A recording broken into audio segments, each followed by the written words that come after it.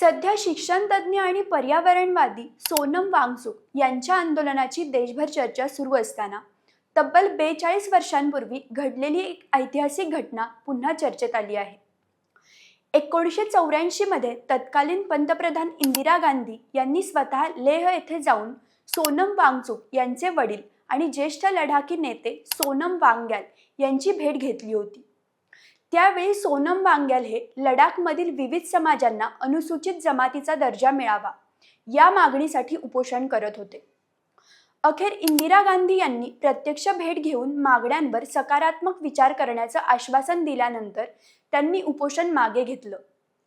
पण त्या भेटीची गरज का पडली होती? त्या आंदोलनामागे नेमका इतिहास काय होता? आणि आज सोनम वांगचुक यांच्या आंदोलनाशी त्याचा संबंध का जोडला जात आहे? आजच्या व्हिडिओमध्ये या संपूर्ण ऐतिहासिक घटनाक्रमाचा सविस्तर आढावा घेणार आहोत. नमस्कार, मी तन्वी आणि तुम्ही पाहत आहात सत्ता मंच. बातमी नव्हे तर बातमी मागचं विश्लेषण.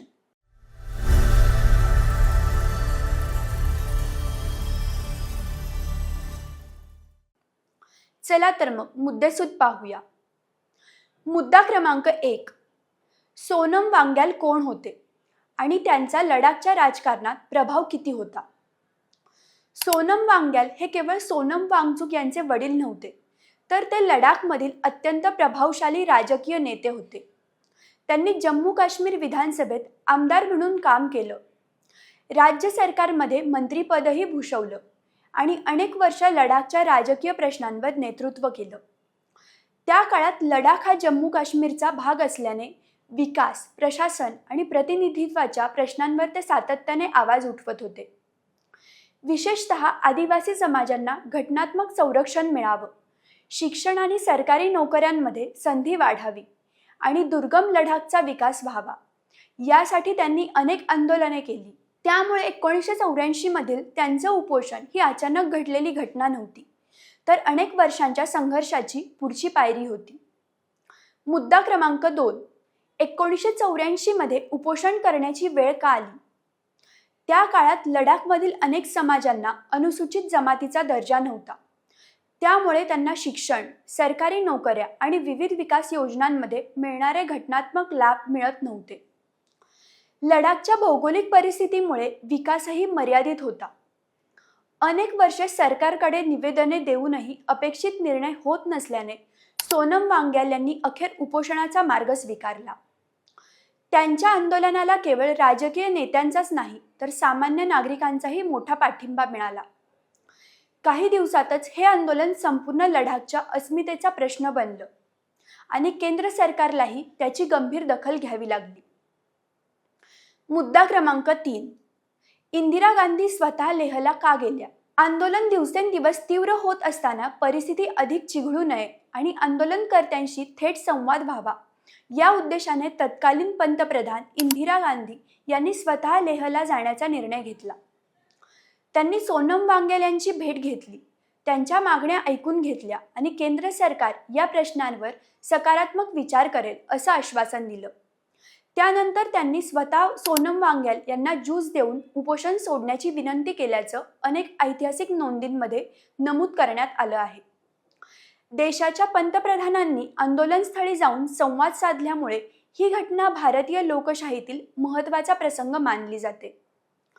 मुद्दा क्रमांक 4. आश्वासनानंतर लगेच काय घडलं? इंदिरा गांधी यांच्या आश्वासनानंतर सोनम वांग्याल यांनी उपोषण मागे घेतलं.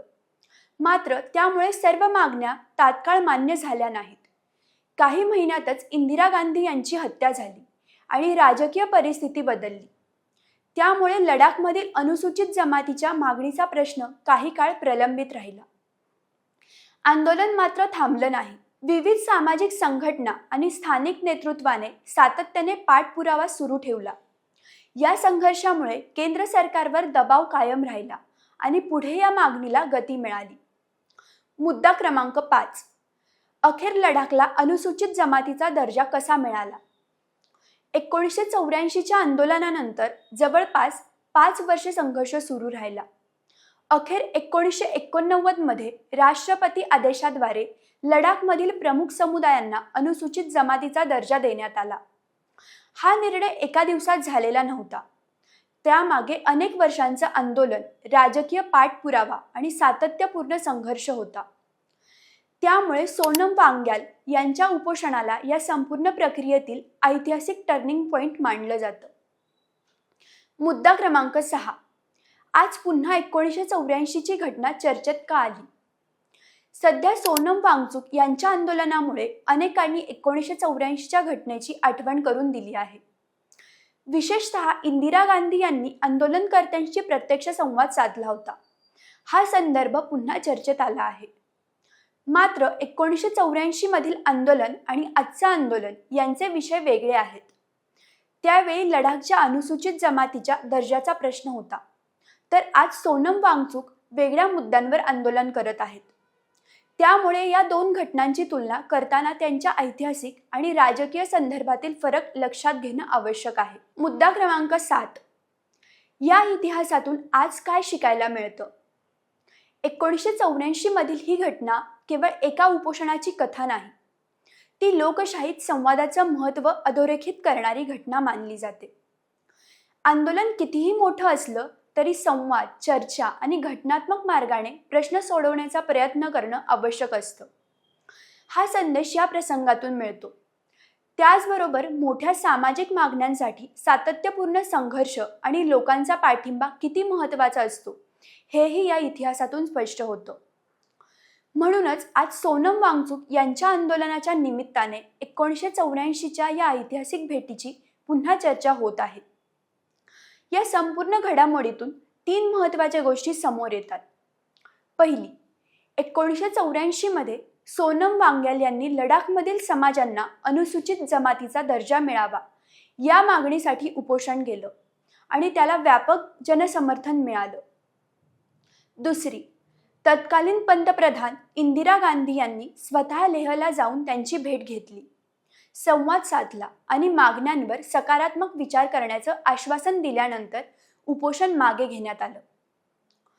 तिसरी, अनुसूचित जमातीचा दर्जा तात्काळ मिळाला नाही, मात्र अनेक वर्षांच्या संघर्षानंतर 1989 मध्ये लडाखमधील समुदायांना हा दर्जा मिळाला आणि 1984चं आंदोलन त्या प्रवासातील महत्त्वाचा टप्पा ठरलं.